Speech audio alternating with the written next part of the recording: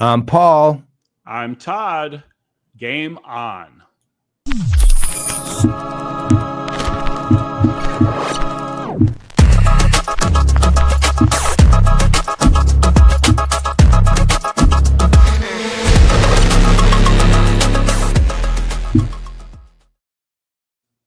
You know, I actually found it kind of ironic that on our intro it says like games and it says technology, and I could barely get on today due to the technology.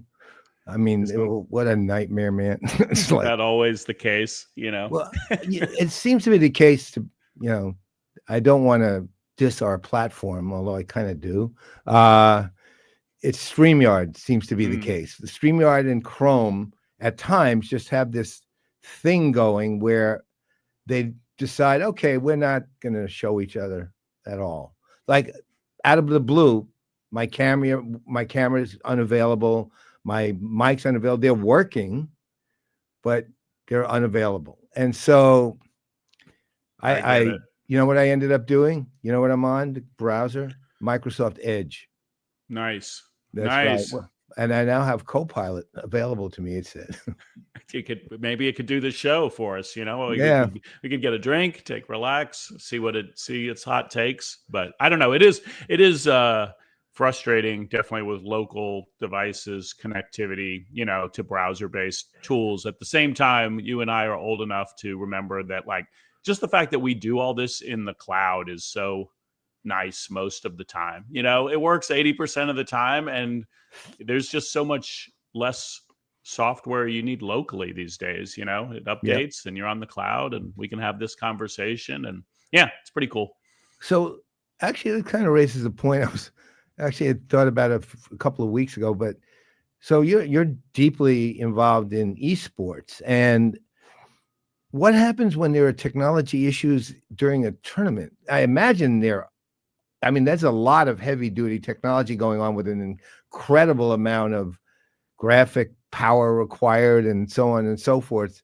How does that even get handled? How's that work? It's a big deal. You're right. I mean, there's multiple layers to it, of course, but as you said, with competitive gaming or esports, your field of play is the tech. So it's just like if the basketball floor crumbled under your feet, or, one basket was higher than the next, it doesn't make sense. So it starts with the physical infrastructure of the venue when we're doing an event, and we're even advising like a college or let's say a company out there wants to do a friendly event for their employees, where they're playing a game of Rocket League or Fortnite.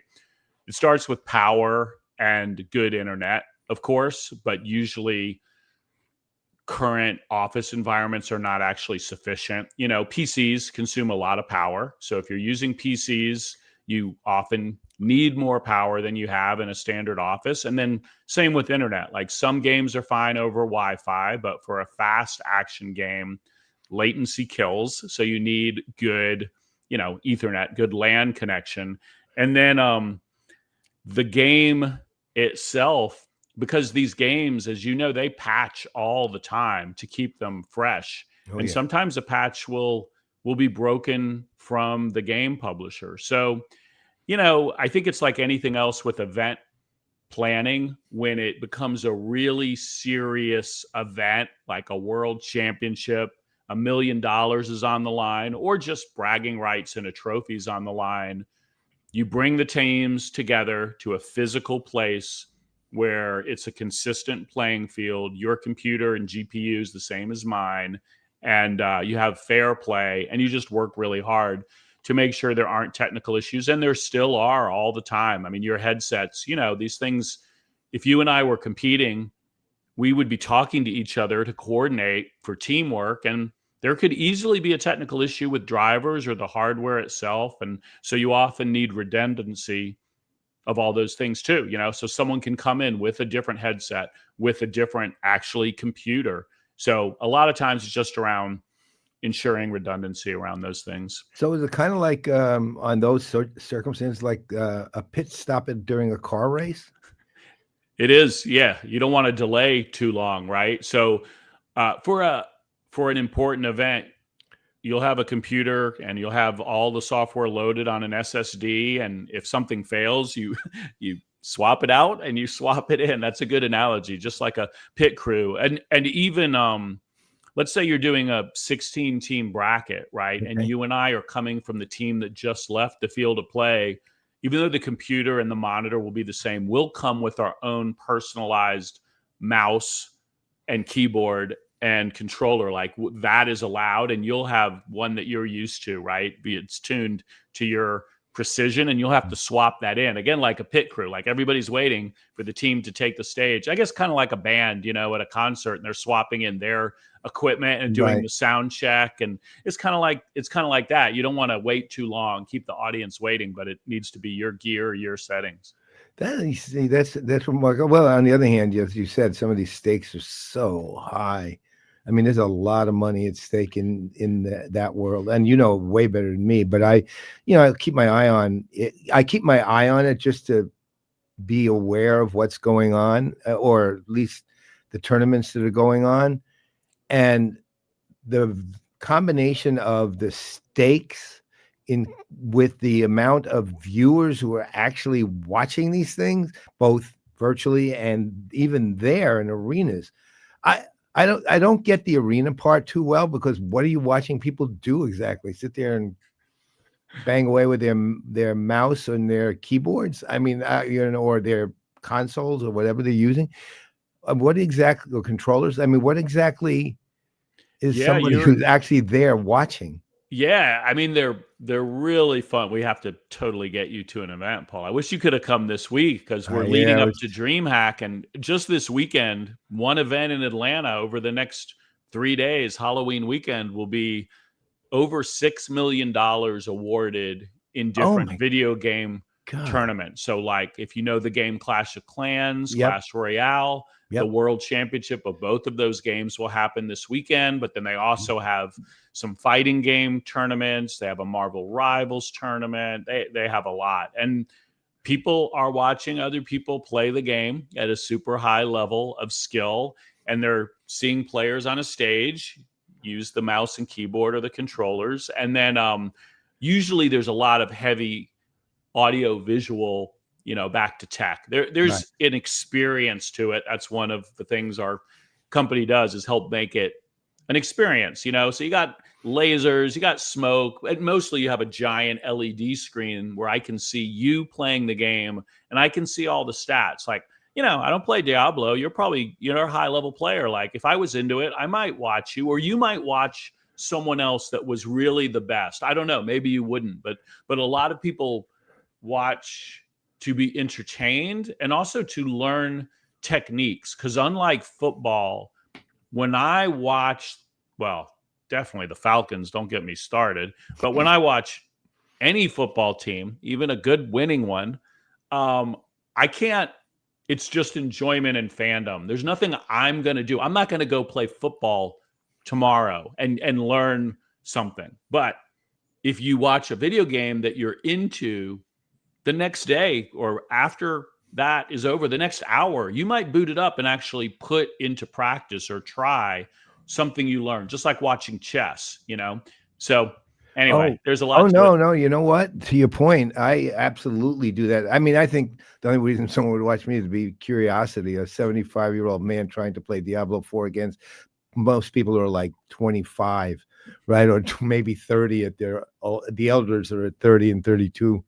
Right now, they could be my great grandchildren, right? So, but that said, there's a worldwide Diablo 4 community. It's huge on Reddit, but it's also big on, I say, YouTube as much as Twitch. Actually, there's a guy named Rob2628, who's this enthusiastic young German guy, and typical of gamer communities being 25-year-old children. Basically, they're bitching and moaning about him and attacking him, but the guy is like amazingly good. And what he does is he'll take a season or even a play testing period of the next season for a week, and he'll build meta characters. He'll build like dozens of them, and somehow he gets to the best possible in the 2 hours of playing. But this guy has literally, I've seen videos of his listed after the fact where they're like, it'll say, this is literally the number you'll see, like 14:27:18, meaning the guy did it for 14 hours, right? And he doesn't stop. And I don't know how, he's pretty thin, so I assume he doesn't eat either, right? So, but he's really good. And I can't replicate his technique. That's like, it's like what we've talked about with the whole gaming world in general, and the business models. No one's going to reproduce Valve and Steam. It's just impossible in the B2B world to do that.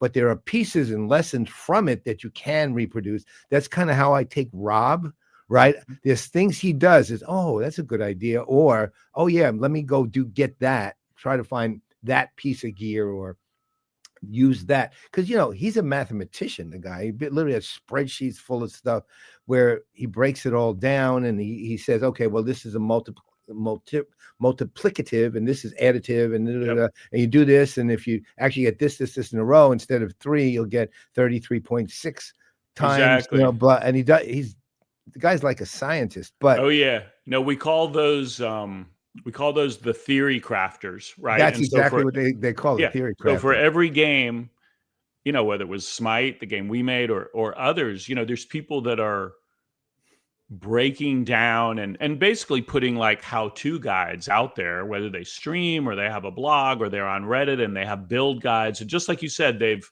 in some cases reverse engineered what the game is doing, because it's not always clear when you're stacking all these, you're getting higher damage and then you're getting a faster, attack number of attacks per second, and then, there's a debuff and there's a heal. And, even the sequence of the order of these things are not always transparent by the developer. So someone reverse engineers it and then they figure out what the optimum build is. It's min-maxing, right? And that's a concept super relevant to business too, is like you're putting in the minimum resource to get the maximum output, right? It's efficiency at the end of the day, which is obviously a broad concept we all think about. And gamers, those theory crafters, have it down to a science. They really do. Well, here's the interesting thing. I kind of got a question for you. So, okay, I'm on the B2B side, right? And, ultimately, theory crafters on my side of the fence are more thought leaders, right? Specific thought leaders. And it's actually more scientific in terms of the mathematics of it on the B2C and gamer side than it is on mine. The problem on our side is a lot of the theory crafters of the, let's say, CX world or the CRM world don't really have much they're saying that's all that smart. I mean, there's the same on the gaming side. I will tune into a guy who's claiming to find the way to do this thing, and of course, not only is it not the way, but it's wrong, and I can even see it, and I'm not that good at that. And but how do you sort of find, okay, this theory crafter is legit? And if I'm picking Diablo 4 community, let's say, there's probably over time I've learned to trust 5, maybe 6 of these guys, and where the other ones, it's not like I wouldn't watch, but I don't really put much stock in what they're telling me. But these guys, I will either use their build and reproduce it, or I'll learn from what they're saying and build my own relative to that.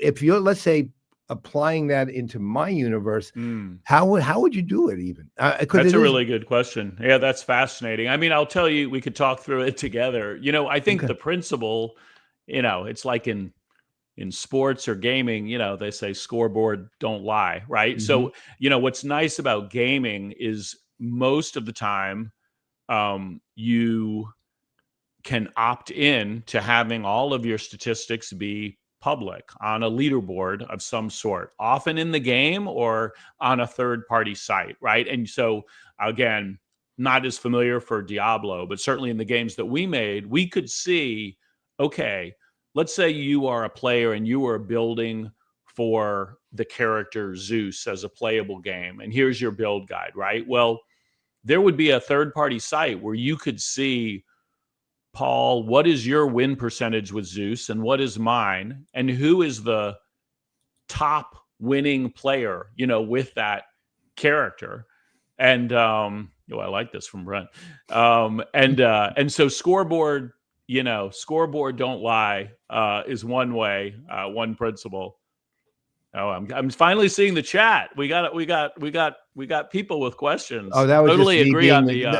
Ironically, that's just me being neglectful. I forgot to look at the comments. That's all right. Well, thanks for pulling it up. So yes, not to disturb my flow on theory crafting, but I totally agree with the comment that Prince would be a kick-ass esports halftime show. Can a non-gamer win some money at an event?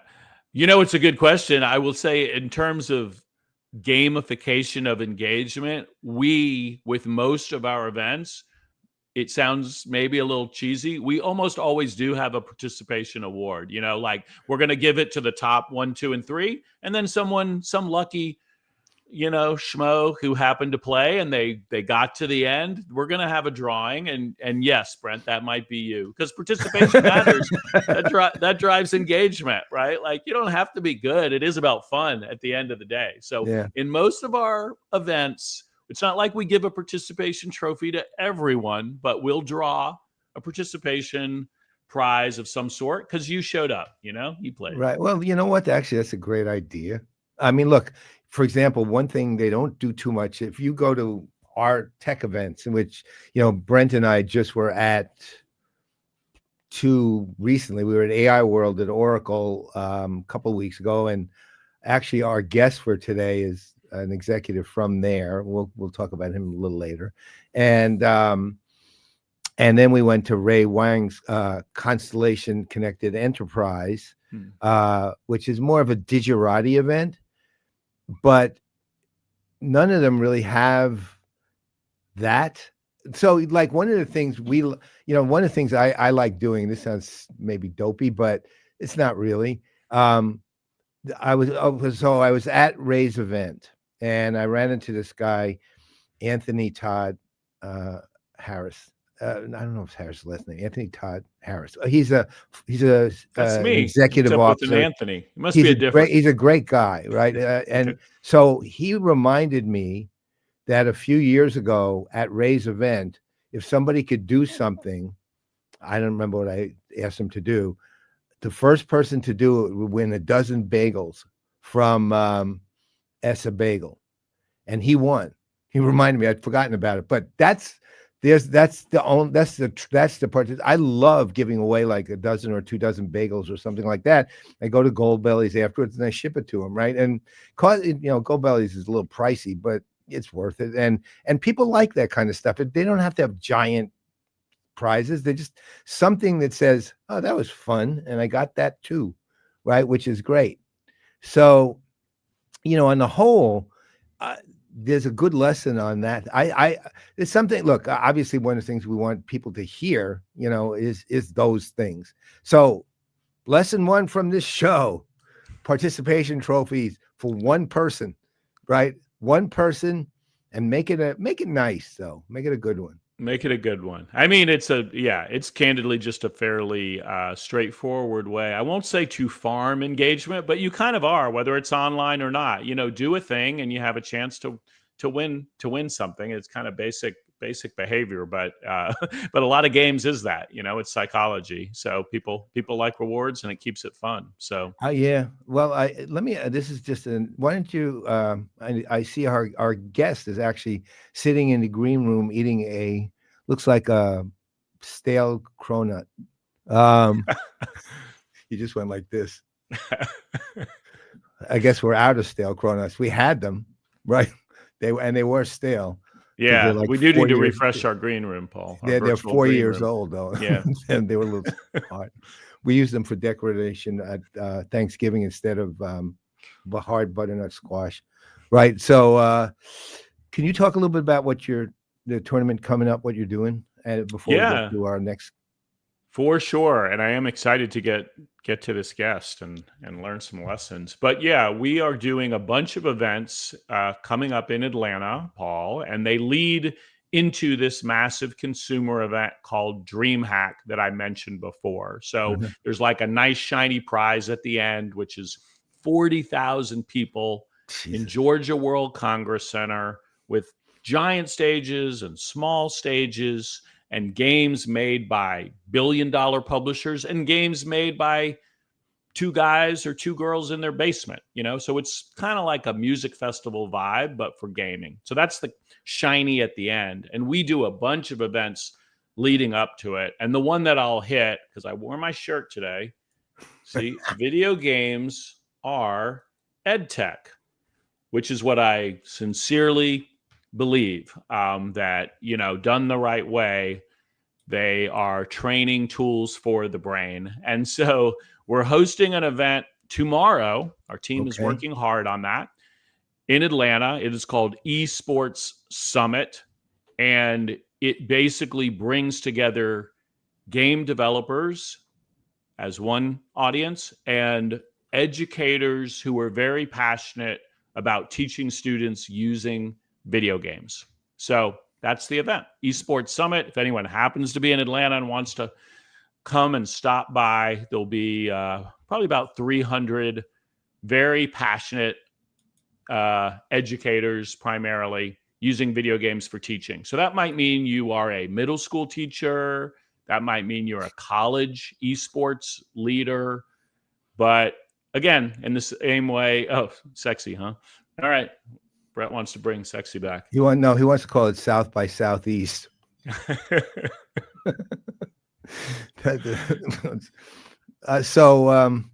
Anyway, that's it. So thanks for the opportunity to plug it, Paul. We're going to get you out there next year. I know it was a little last minute. Look, I'm retired now, man. I got back. It was just too soon this time because I just finished with all my conferences, and plus I'm really trying hard to automate my house. Right, it's a lot of work, but I'm having a good time, I have to admit. So nice. All right, so we actually are our coming guest that we'll introduce in a minute. Want to explain what this is about. Todd and I have been talking about this for a long time. What are the lessons potentially that one can learn from gaming, right? That you can apply to your leadership skills, it doesn't matter. It could be your parenting skills. It really, ultimately, things that help you that you actually have learned through gaming. And so we have a new segment. We're going to call it Level Up. And this gentleman, who I literally saw a week and a half ago and will see in 2 days again, is our first guest for Level Up ever. So I think before we get to the intro, probably a good idea to get to the segment. What do you think? Let's do it. All right.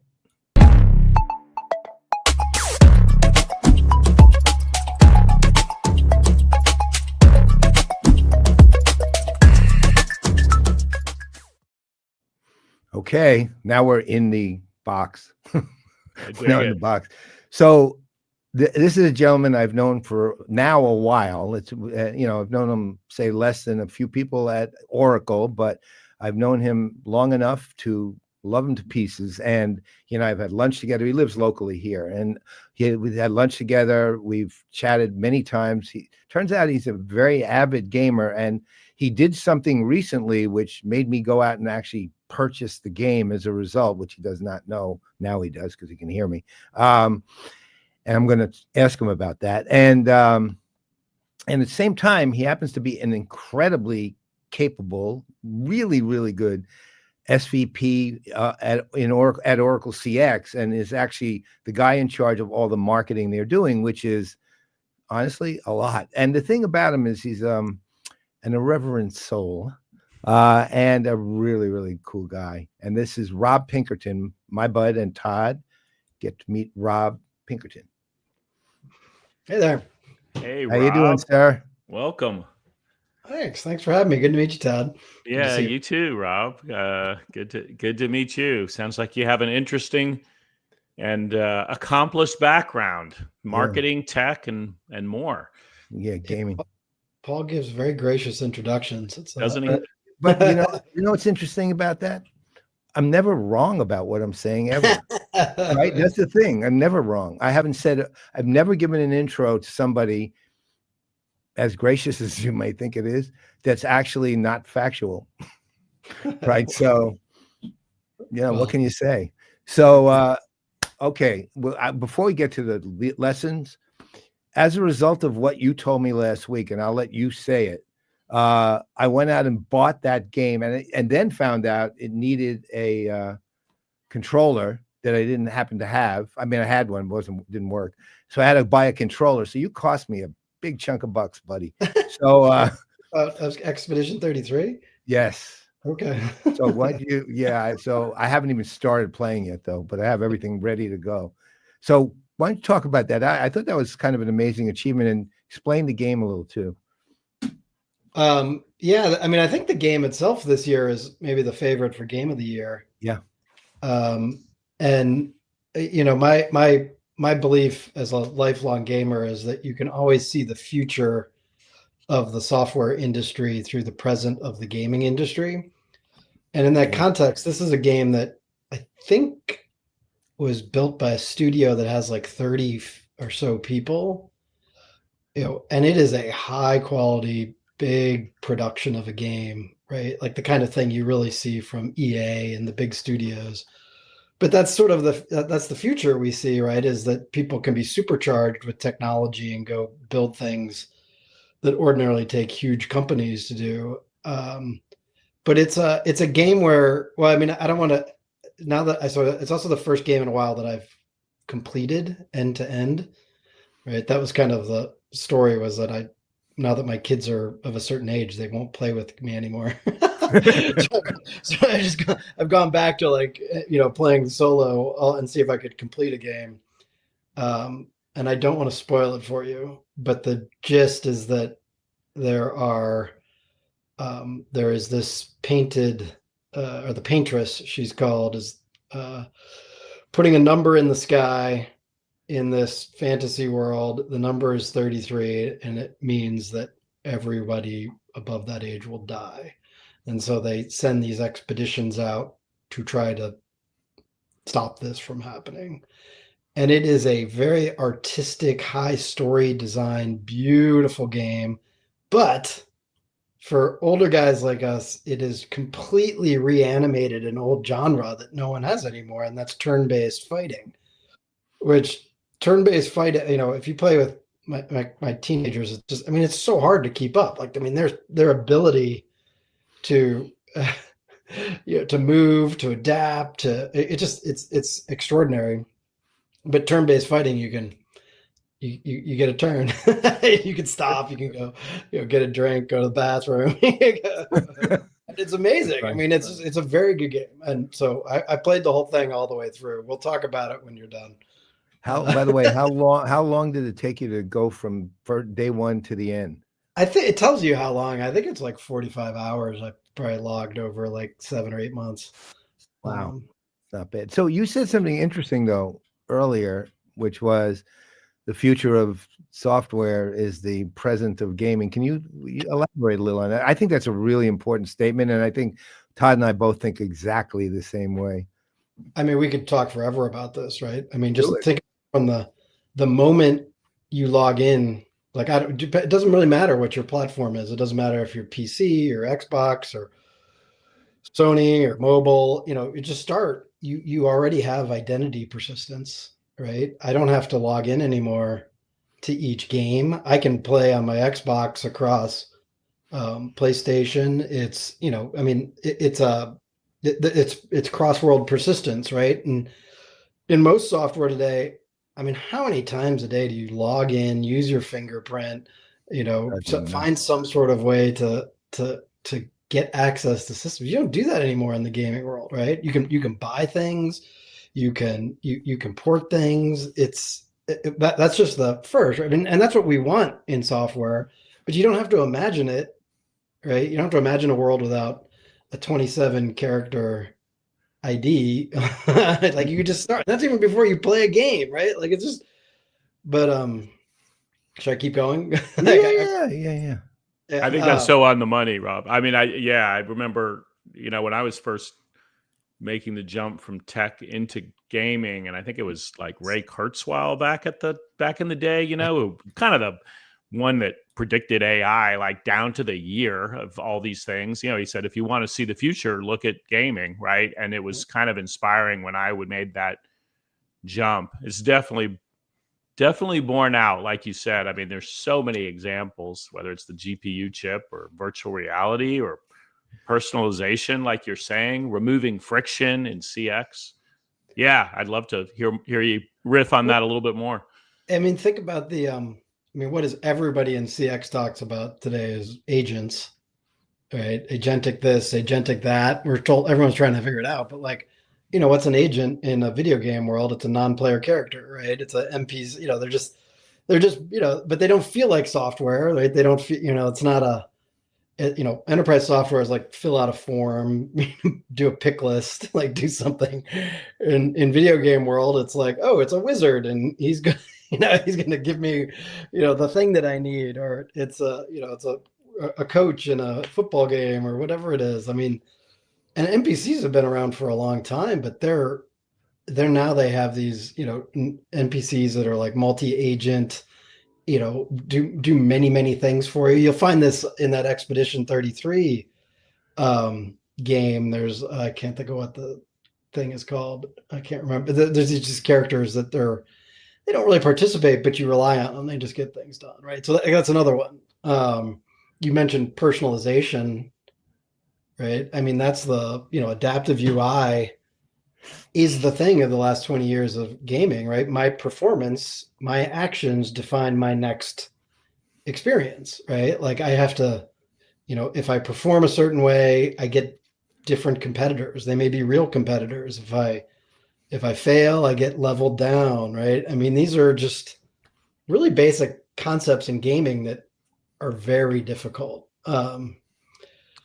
Rob, when you I guess, how much is there a shared language at Oracle when you talk about some of these things, or in the industry and in general? Obviously, Paul and I started these conversations because our feeling is it's under talked about, and there's people either not gaming or they are gaming, but they're embarrassed to talk about it. And so anyway, yeah, I guess just when you bring these things up in CX meetings. Virtually none. I've used it as a career differentiator. I mean, I remember like in like what 2002, 2003 when Xbox Live came out and Halo 2 was like the game, and we were all, and I mean, one, it was just an amazing thing that multi people could play all at the same time. Right now, that's nothing, right? That's like, we just take that for granted. We're doing it right now, right? We're having a conversation right now in that kind of context. But that was, I think, one of the first games that had that like heads up display and like real time analytics. And I remember like in my job then, I was at Siebel Systems, and I'm like, we need these real time analytics, and like, you know, it's almost like you need a heads up display when you're. I mean, most people had no idea. You know, a couple. It's like, well, you know, it takes a lot to get people to even admit that they game, right? I mean, it really did. I told the story to Todd, and I think I even told it on air. I don't remember though, where I was keynoting a conference one time, a Gartner conference many years ago, 2003, and I was talking about the prototypes of 21st century business. And the model I was going to talk about was gaming PC world, which then was evolving, but not evolved, right? And, or not evolved to the level it is now. And so, but I had a, you know, Gartner audiences, they're buttoned up and they're basically going to prove their title to each other. And, you know, they all were wearing at the time jackets and ties, which who does that anymore?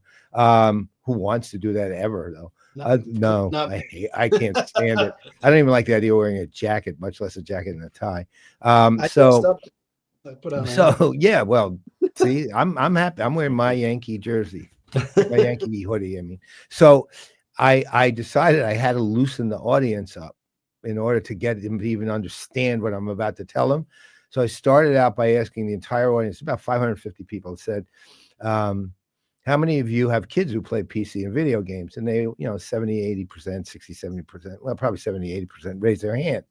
But that was just a setup, right? The second question was the real question was, how many of you play PC and video games? And I knew no one was going to admit it. And I'm not joking. Maybe 5 or 6 people put their hands up. I noted at least 2 of them so I could talk to them after because they had the guts to even say it without. And I like staggered back in like mock shock. I said, wow, this is the first time an entire audience lied to me. I said, who are you kidding? I said, who are you people kidding? I play PC and video games and start rattling off. I mean, this is long enough to say, Civilization 2 and blah, blah, blah, blah, blah. And I'm holding my jacket open like it's a kimono, right? I'm opening my kimono and they're all starting to laugh. And I asked the question again. I said, how many of you, not your kids, play PC and video games? 60% of the audience, hands up. But even now, we know we're not going to get people willing to admit it, although they're probably a little better about it than they used to be. And unfortunately, it's not a bad thing. It's a good thing when they admit it, because obviously people are learning things, how they bond with their kids. And, and so let me ask you this, though, given all of that, if you're thinking about your gaming, aside from it being just, straight out a lot of fun to game, is there anything that you thought you were taught personally that you use in your life generally or specifically that basically came as a result of you understanding something about gaming but something you could apply to yourself? That I apply to myself? Yeah, it might be some lesson in leadership, like, take control of the multiplayer team or whatever. Or business. Yeah. I mean, you mentioned it's a little bit of a cheat code for you, Right. like seeing the heads-up display in Halo 2, but maybe it's even a mechanic or a UI element or something. Yeah, I mean, I think, one thing is that, Todd, your question was about a common language, right? And I do think that's a gap, right? I don't think there's a common language. And so, Paul and I bonded over gaming and the new Steam mobile device, right? When he, revealed that he had it. And that's how we sort of got it talking about it. But we found a common language, even if we hadn't really thought that. And I do think that's a big part of it, is just, it's not intuitive that these are common things because they happen over long periods of time, right? It's not intuitive that like everybody today talking about low code, no code, extensible software applications is just Minecraft as a platform, right? Like letting users like do their own sort of no code development on a platform. Like that's not so honestly, I'm a communicator in my role. So the big macro question on career is like, it's helped me to communicate things, because customer experience is always about user experience and gaming is about user experience, right? Yes. Gaming is 100% user intense, user experience, and everything. And there's no room for error. There's lots of room for error in enterprise software. Oh, yeah. But well, one thing on that level that just occurs to me that while you were talking is it's very hard. And I think we know this from the B2B side in particular, probably hard in a different way on the B2C side, but it's very hard to sustain a good customer and user experience, right? Really hard. Like one of the things that I was thinking of when you were talking was, remember Second Life? I mean, it was pretty cool back when it started, and then it wasn't after a while. It was first. Yeah, it was first, and it looked pretty good, and you were talking with people who were actual people, even though they weren't actual people. And at the same time, you could create the actual person you felt you should be, which led to some very interesting therapy work for some. But it didn't sustain itself at all. And I'm not sure why. I mean, it wasn't like I guess it wasn't, you weren't really doing much. We were basically going there and hanging out, which, you could do that in real life just as well, I imagine. But those kind of things had this idea of sustaining that user experience, where in your case, for example, you just said, I put in effectively 45 hours over 7 or 8 months with one game. Most people, that's sustaining, right? So how do you think about that from the kind of the B2B side? Because the B2C guys, I mean, the gamers, I think, Todd, and you can certainly confirm this, are kind of getting it well, they're trying to get it. There's a lot of games that don't last either. But and I know in my universe of Diablo 4, just season to season, it's like dealing with a Reddit community that's just nasty, and really thinks that the game is invented for that one person who they happen to be. It's really, I don't even understand how a company with that size and scale can actually maintain anything at that size and scale and somehow, deal with a community that has highly personalized and individual, at least needs they think they have. I don't know how they do it. And I really don't. If I could figure that out, I'd come out of retirement and just go do that.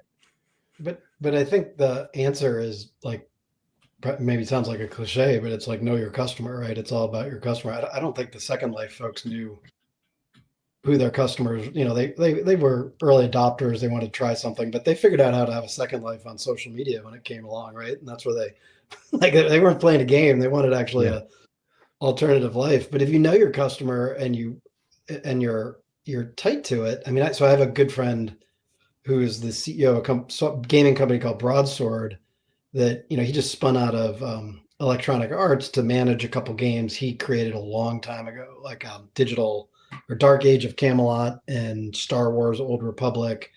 I remember Dark Age about Camelot. It was a great game. It had three different factions you could join. That was one of its innovations at the time. And you can still play it, right? He still has that community. I mean, they're not, building all kinds of new stuff. They're maintaining it, but he knows that customer base. He knows that what they want to be a part of it, and so he maintains it for it's like 20 years, 25, probably more than that. But you know your customer, and you listen to your customer, and you adapt to your customer, and you build for your customer. I think where the problem happens, Paul, is where people decide they're doing something else, right? They're just, and I don't know what that is. Like, I don't really know what Second Life was a horrific title if you think about it. Yeah. Call it Afterlife. Afterlife. Well. That's why you might as well. That's right. But I do think whatever it is, like it's people are looking to belong to, your customers are looking for a community. They want to belong to something. That's always the case. It's the same with brands and commerce. Like, if you want to get beyond transaction, right, just a basic transaction, you have to have something that is resilient over time with your customers, and you have to know what that is. It's going to be different for every game, for every product, and listening is key. I think that's a key insight, Paul, too. Yeah, I think Second Life, I mean, they were early and it was really cool tech, and they leaned into creation and having an alternate personality. But the wave, I would say, of like metaverse projects that came and had their moment and are mostly gone, that were just about technology. And to Rob's point, they really were not asking who's the customer and why are they going to go to this 3D space. It was all the hype of, but you can be in a 3D space, or you can put on goggles, or you don't need goggles. And most of those are gone, while games with just a core fun loop that serves a community remain, even if their interface is not very advanced, even if it's on Roblox or Minecraft or pixel graphics, because they know their customer. So, I think it's a good insight, Rob. It kind of occurs to me that Minecraft is the successful Second Life, really. Yeah. Right. Yes. Now that I'm thinking about it. Yeah, because there you're always doing something, right? And there's activity and there's storylines, and you can create. I mean, it's really, you can do what you. I mean, I'm terrible at it, but you can really do what you want. Minecraft, Roblox, Fortnite, soon the new Grand Theft Auto. They all lean into that ability for users to really contribute to the world, but they have a little more going on. I would say that it just to keep riffing on that same thing. It's what Second Life, like, when you get into that mindset, people don't want just one, they want many, many, many, right? And so like I play a lot of Fortnite with my kids during the pandemic, and I kind of got good at it, or good for my age. And I mean, the thing that was crazy there was the skins, right? And everybody, like, they had all these different looks and feels and designs, and it's like you're role playing many, many different things, right? It's not they don't want a Second Life. They want like many alternatives, and that's kind of like, that's just life. Like, it's not even a second life, it's just part of life. You just try on different things. Okay, I got something for you guys. This is something that sort of goes the opposite way from B2B to gaming. One of the things I think weirdly that might sound really weird, but that B2B actually does better than gaming does is platform interoperability, right? Because if you think about it, here's a perfect example. And of course, I can always use my favorite game for that. There's the Steam platform, and the Steam platform is a dominant PC platform, obviously. And you have PlayStation 5, and there's interoperability with devices and controllers and communications. In effect, I'm calling that more communication protocol interoperability. But for example, you can link to Battle.net on Steam, but if you want to play the season, playtesting thing they do for a week, which they finished today actually for season 11, you have to do it on Battle.net. They do not allow it on Steam. And so it's a firewall, it's a paywall really that they want you to have bought it through Battle.net. And I think it's not that they're technically hard to do. I mean, maybe technically hard to do, I don't know, but it's more like, okay, I'm protecting my revenue stream here. I just think in B2B, it become a necessity of life to be interoperable. You can't not. I mean, every technology, we used to have this, I know, Rob, you'll remember it, and I don't know if, Todd, you ran across it at all, but there used to be this big conversation, which is really not much of one in the long run, best of breed versus single platform. The winner by a long shot has actually ended up being best of breed, not because necessarily that is the best. It's just that's the way it was, right? Everyone was using something of this and something of that and something of this. And one way or the other, everyone had to figure out how to make nice, or all the customers would get really mad that they've just wasted, $2.5 million on a platform that the company that they want to buy something from won't talk to, right? So on the gaming side, I might be misstating it. I could very well be, but on the gaming side, how's that looked at? Because that does ultimately matter. I'll give a perspective and then love Rob's comments. I mean, I would say the evolution of gaming, the PC is an open platform, but when it comes to consoles, going way, way back, and then certainly in the heat of the console war between, Sony and PlayStation and Nintendo, it was really about custom hardware and also exclusive titles that would drive the purchase of that hardware. So part of the reason you would, get an Xbox, and those were sold at a loss, and they would make the money on the game, and they would have exclusive titles. The title we were just talking about, Halo, was forever known as, one of the reasons you would purchase an Xbox. And so the walls there were some technical challenges, quite significant in the early days, but it was also a business model and marketing differentiator. Now then, that started to change with software. Fortnite pushed the envelope. Our company also pushed the envelope, where you started to see free-to-play games where you could play them on the Switch, on the PC, on the Xbox, on mobile, and often carry forward your progress and often play with a friend on those other platforms, right? So you could be on your Xbox, Rob could be on his PlayStation, I could be on my phone, and titles started to push that cross-play, cross-progression because it was customer friendly. And now, very timely question, Paul, you're seeing Xbox and Microsoft actually really abandon the hardware forced approach, and they're becoming a service. They sell a pass, right? That's kind of priced more like something like Netflix. And the new Halo that they just announced, if the person announcing it is wearing a PlayStation shirt, like that used to never happen. So that's been controversially received by the community.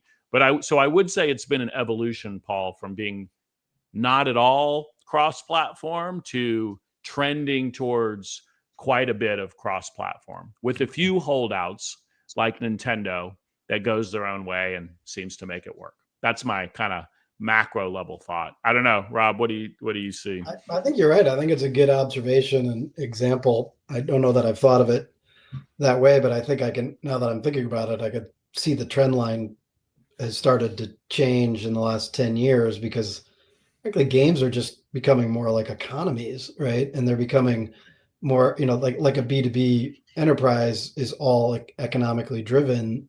Games have not always been that way, but they've, Right. as soon as, Pokemon groups started showing up outside Starbucks of like 10 people to do a raid, 10 years ago, and people like, why are these people standing around tapping on their phones? Oh, that's an opportunity for a cross promotion, like that we, get inside the app. Or as soon as, the demand for crossplay with PlayStation and Xbox just got too great to ignore, they had to start looking at this stuff. And you also see it with the integration to movies. I mean, music, I went at some point like 5 years ago, I went into like a Travis Scott concert in Xbox just with my kids to see what they're doing. And it's like, it's just a different, and he's like a musician. He's promoting his brand, his music in there. So I think that the economics are driving it in that direction. I think you're right. Yeah, we got something to teach him, Paul. There you go. Let's do you and me. You know what? This is what we should do at IRL 2026. We should set up Let's some do it. gaming Well, heck, stations. I mean, think about it. Silver Lake just bought Electronic Arts for $55 billion, right? Like that's billion. And they're, I mean, Oh, software is their DNA, right? I mean, they're the We should. Largest PE buyout ever, I believe. Well, it's interesting. I had mentioned this on a past show, but this is one of the cross-platform things too, which I thought was fascinating. Charlie Shin, who's the VP of fan engagement at the Colts, the Indianapolis Colts, is formerly the head of all fan engagement for Major League Soccer. And for those of you who remember, he was at IRL 2025. And Charlie actually negotiated a deal that was his idea. Charlie's a real innovator. I mean, in sports, it's like a real creative mind. He negotiated a deal where you would have the virtual venue experience, which would be in FIFA 2020X, whatever it was, and the actual venue experience, and the platform and the venue, the physical venue data would be exchanged so that you can improve the virtual venue experience and the actual venue experience based on the playing habits or the viewing habits of the player and the person attending the game being the same person, obviously. So, and it was really successful, it was one of the earliest crossings of those kinds of data before. And, it works. I mean, it works because ultimately I know whenever I play a sports game, and I tend to play I don't play like MLB, 2026 or 26 or anything like that. I don't like those games that much. I like them all right, but I tend to be a little more old school, and I support indie developers there's a guy, DK Sports, his name is Dave Koch, Koch, and he for 30 some odd years, since DOS, has been developing these independent sports games that you reproduce actual seasons and you play as the manager of the team and you setting the line and the statistics, within, as close to mathematical certainty as you're ever going to get, which means there's some randomness deliberately built in as well as built in by, organically there. If let's say Mickey Mantle in the 1956 Yankees, who actually hit that year 352, he'll hit like anywhere from say 338 to 385 or something like that. It depends, and he'll be approximately close to everything. And part of it's how you manage them and the interactions with the other teams. But he has, for every major sport, he probably has every major season ever done. And I support him every year. And it's got nice enough graphics. It's simple, and they're just more like moving balls as opposed to people. But the games are fascinating. And the reality is you're dealing with actual data being applied to a gaming environment. And it works because it's very immersive. If you ever wanted to be the manager of a Major League Baseball team, because you recognize you were never going to be a player, right? So, well, I was a good hit, no field. That was one of those, right? So, and I only had power. I really wasn't that good hit. I could hit. I had a lot of power, fast wrists, but those kind of games have they're long-standing following. They tend to be older, obviously, but you know what? He's made a living on these games for 35 years. He's adopted every platform. He doesn't do Mac. Nobody does really. I know more and more are coming, but still pretty terrible.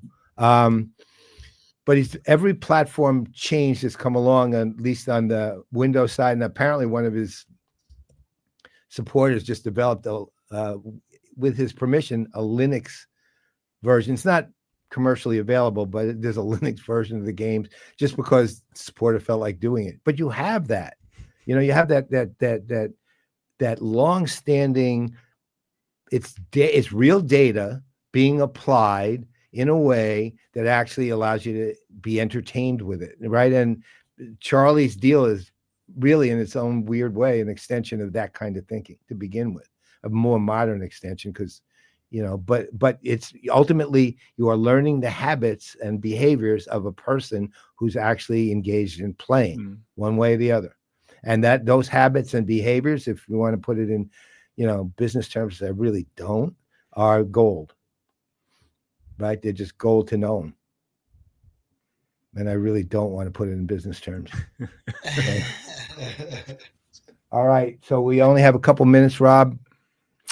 Got one last question for you, aside from what team you root for, since we know very well what team that is. So he's already made it through the CRM Players Gauntlet on Teams, so he doesn't have to go through it again. What you got upcoming when it comes to A, games, and B, just Oracle? But let's start with games first, though. Games, it's all about it's the new soccer game, but they don't call it FIFA anymore. Like there was some sort of AFC. Yeah, they had a falling out, or they didn't. Yeah, which is an interesting story in itself. But we could do a whole episode on that one time, Paul, and, who's going to end up on the better end of that divorce. Well, let's do an episode on that. I just want to put a plug in that. It used to be the FIFA game. Now it's EAFC, the soccer game. Yep. So I played FIFA, but the new one came out. My kids are playing it like crazy because it's soccer fever now, right? Because we have the World Cup coming next summer, so that's how I'm going to learn the players and kind of get geared up. And the sports game, I can't play the war games anymore with my kids, but the sports games I can still play, because I can make them be like the regional Irish team, and I'll be the all-star team, and I have a chance because it's all sort of leveled, right? I mean, it's a great game. So that's kind of what's new on that. And then the Oracle front, it's all about completely changing the way software applications are experienced by end users through agents. Well, I have to give you credit, man. What you did at AI World was pretty astounding. I'm glad if I had to go to a conference this year, that was the one I went to. It was absolutely worth it. Yeah, and it's going to be, we'll try to be more video game like, right? I mean, that's the idea, right? Context, persistence, like all that kind of reasoning and dynamic feedback mechanisms. Like the technology needs to be indistinguishable from the experience, which is what you come to expect from video games. Like we need that in our own applications. Actually, there is one more thing, short one, but this is for IRL 2026. For those of you who do not know, it's March 11th and 12th, 2026. Same place as last year, Atlanta Tech Village in Buckhead in Atlanta. And we're ready to roll. Okay, so with the ad aside, I was sort of kidding, but I'm not really kidding when I say this. What do you think about doing something like setting up some gaming stations at IRL 2076? It would certainly be interesting for a B2B audience to see that. Would you play if they were there? Yeah, I think you want to pick the games carefully. Oh, 'Cause I would games- consult with you guys. You two. Yeah, games make you feel stupid. Like You're now the official board of advisors for the gaming part of the IRL 2026. Congratulations. A good old fashioned Mario Kart leaderboard works pretty well. I would not something do- accessible and fun, and I someone can wouldn't do show it 'cause up, I but you would- can give a participation award. So put that in the nomination box. All you right. can get a drivable virtual reality Mario Kart now. I've played them. Those are like pretty crazy. Yep. Yeah, we're thinking of some more. Again, conference is going to be 100% right-brained again. That's the plan. No ROI, KPI, metrics, benchmarks, revenue conversations. AI, yeah, we'll talk about that. But in fact, we think Michael Wu will be there to speak. But the fun part of it, that stuff, it's because to the whole point of this show, there's lessons to be learned, and at the same time, there's no reason not to have a good time while you're learning them. Right. So, all right. Maybe so contest and get some folks to sign I will beforehand. talk to Brent, and you guys are the the official actually advisory board for gaming at IRL 2026. Congratulations. Awesome. And Rob, thank you very much for coming. Yeah. Rob, I have to say, I think it's exciting that Oracle has a gamer, navigating through this transition that you just described. It's a pretty cool time for the enterprise software business. Cool opportunity. I'm sure scary as well, like disruptive, internally and externally. But I do think gaming provides, some inspiration. And so, yeah, I think it's cool that they have that on board. So, yeah, pleasure chatting with you. And also, Rob, I'll see you in 2 days. See you in 2 days. Thanks, guys. Thanks, man. Later. See, isn't he great? That's good. He's actual gamer. Now I gotta. Oh, I forgot to ask him how wife friendly the Expedition 33 game is. It's been on my list for quite a long time, and we haven't gamed as a couple since Myst, which is like a legendary. Oh, I played Myst. Remember that? So we solved the puzzle together. We were like writing the notes in our notebook. And it was and it was gorgeous. So beautiful. It was this has gorgeous. Got more combat, but actually one of the most peaceful games in the history of gaming too. That's why it was appropriate for my wife. She doesn't dig conflict. She likes art. Not a particular warrior type. No, exactly. So, my wife couldn't care less about games at all. It's the only game she does word search, and she does it with physical books. She's unbelievably good at it, though. I mean, and crosswords. She's like a genius at them. I used to do the New York Times crossword puzzle. That was my favorite game when I was a kid, but it's hard to complete one Sunday. So, but my wife could probably complete it. That's how good she is at these. In any case, I guess that's it for this month. And we'll let's think about stepping up the graphic side, maybe if we can pull it off next month. Well, you got a great graphics person. The two that we got are good. So and great guests. So we'll try to keep the high quality. That was a high bar, It was good. Well, you know what though? I've got I want to hear the story about EFC. All right, we'll talk about that. I might even be able to maybe we'll see if we can get a guest speaker. I don't know. It's a little there's a lot of change there. Like they literally were bought for 50. They did the divorce with FIFA a couple years later, bought for $55 billion. So yeah, it's definitely something to keep an eye on. So some people are rich. Yeah, some people are. Yeah. All right, my friend. All right. Well, I guess that's it for us this week. Yeah, we'll see you next time on another episode of Game On. Bye, world.